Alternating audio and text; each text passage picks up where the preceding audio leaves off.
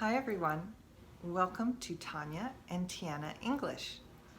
I'm here on my own today while Tiana is studying at the university, and so I thought that I would share a little grammar lesson with you. My topic for today will be the past continuous verb conjugation.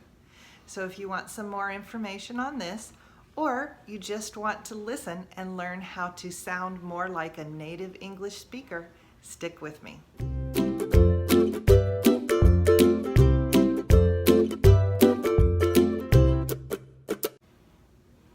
Okay, we're going to study the past continuous.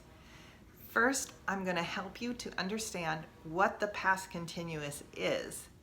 Then I'm going to show you how you can create it, how you can construct these types of sentences. And then I'll give you some examples. After I've given you some examples, I'll give you a chance to practice and see if you understand what we've learned today. So let's get started. So what is the past continuous? The past continuous is a verb conjugation we use to express things that happened in the past over a period of time, and then they were interrupted by something. So I have an example to help you understand that. My first example is this sentence. I was reading my book when my phone rang. So you can see that on my timeline that I've drawn here for you, the blue line represents I was reading my book. It happens over a period of time. And this pink dot right here represents when my phone rang.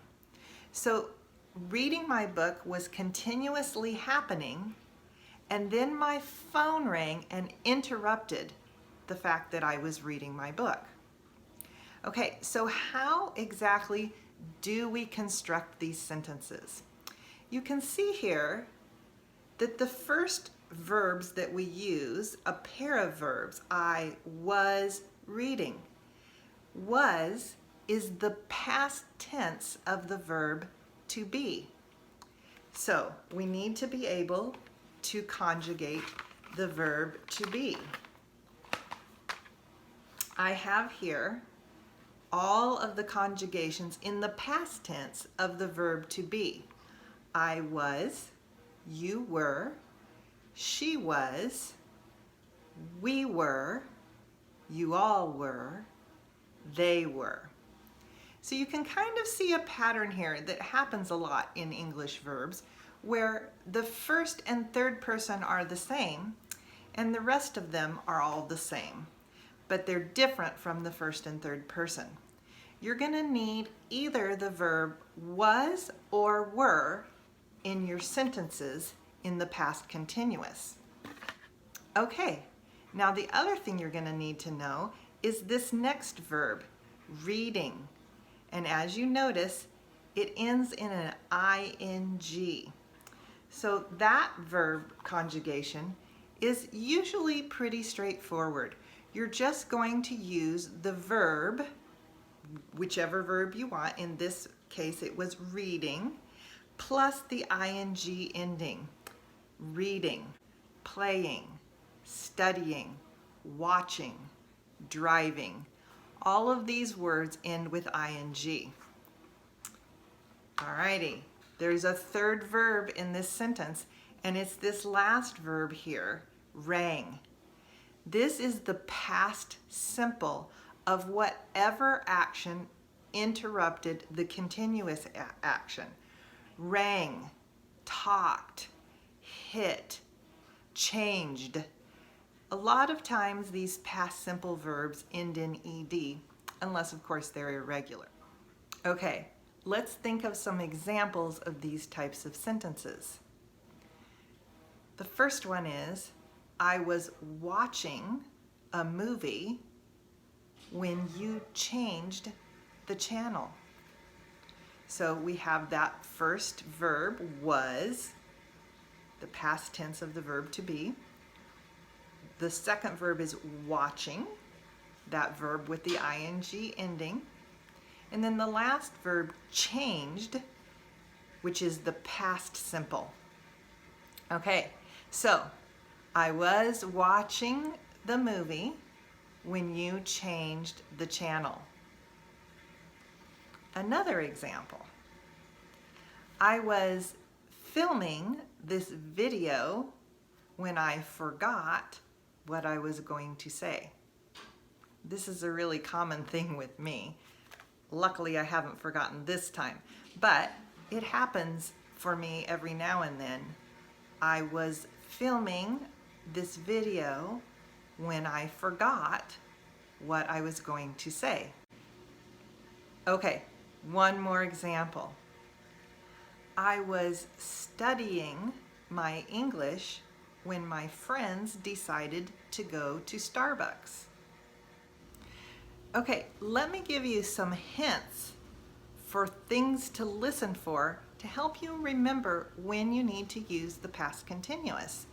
If you notice, in all of the sentences I gave you as examples, the word when was used, like when I was reading, when I was studying, those kinds of things.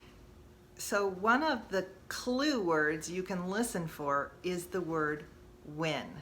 Let me ask you some questions so you have a chance to practice making these types of sentences.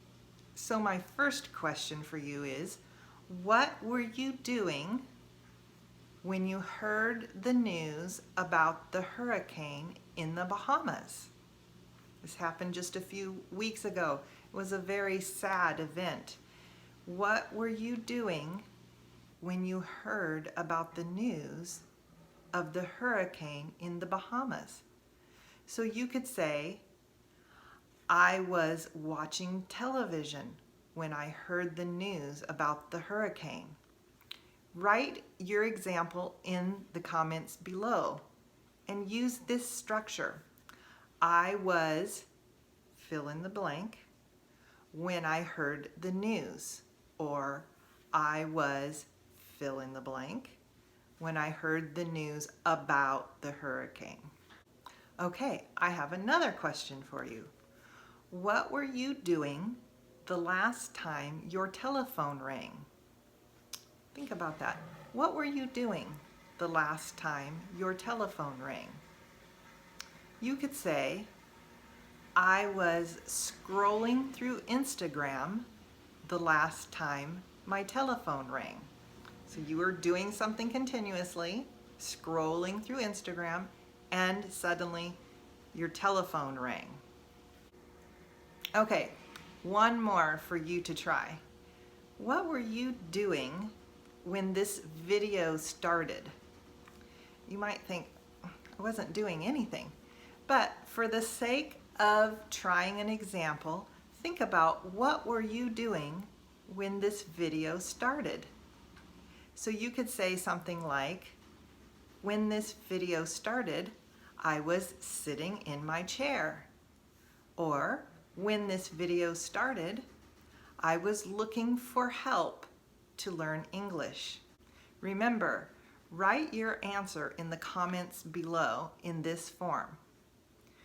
When this video started, I was fill in the blank.